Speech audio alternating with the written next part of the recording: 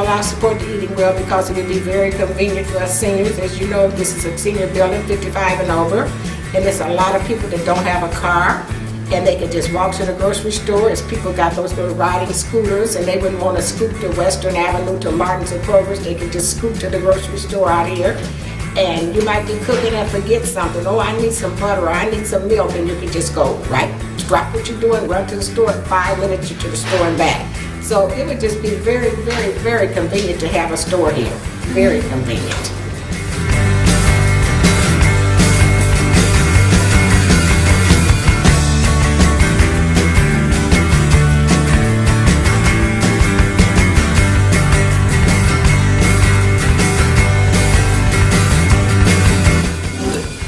Where we hope that the grocery store will be located, as you know, is in an area called LaSalle Square, which was once a hot spot for shopping in South Bend, and in particular for the West Side.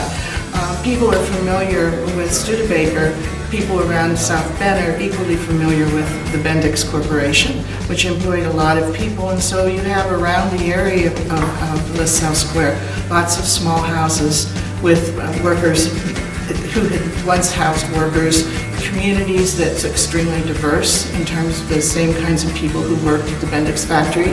And then the same thing happened to that area, that shopping area has happened all over the Midwest and in places where it became deindustrialized. LaSalle Square is not unique, it's not even unique in the city of South Bend.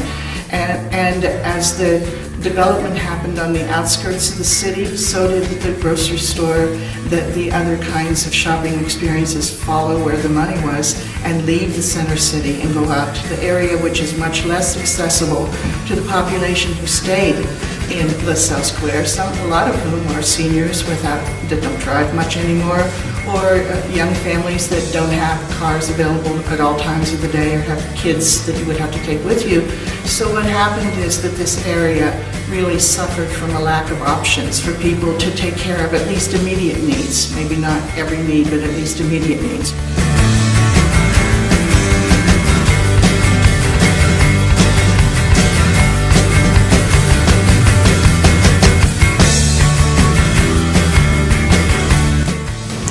First of all, I think that it's something that's really seriously needed in the community. Okay, we've got a very serious food deficit in this community and in a lot of urban areas. But this, I think, really addresses part of the challenge of one, poor people being able to have access to good food, to learn about nutrition, to actually be treated respectfully as customers. From what I had been hearing too, a number of different opportunities that are around education for nutrition. Those are all things that are just desperately needed in poor communities. So I think this is one of those things that pulls a lot of things together that I think can do great things for a community, but can also strengthen a community so that it can do more for its own.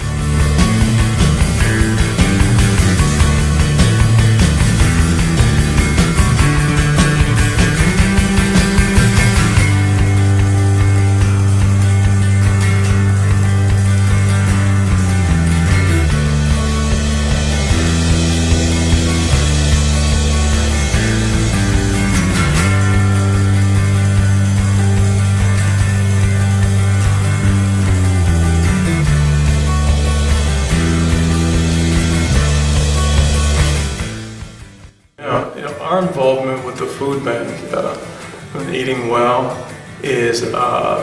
lines up with our mission, and where we are beginning to take the food bank and turn it into an organization that's just not committed to purchasing food, but to community health.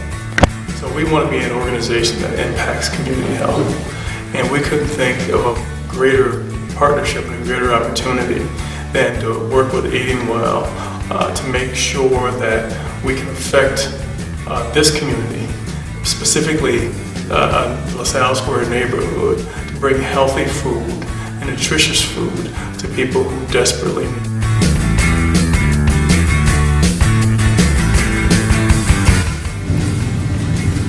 it. Access to food is one of the central urban issues of our time. we're a community that faces a lot of challenges. It's a diverse community. It's a community that's been through a lot economically.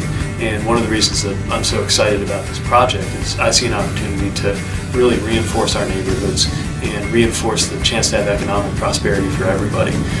Our city's only working when everybody is able to participate in the economy, and you have whole sections of our town that struggle to have access to good food. So the opportunity here is something that I think is entrepreneurial, it's disruptive, it's creative, it's energetic, and it's exactly the kind of thing we'd love to see more of in the city of South Bend.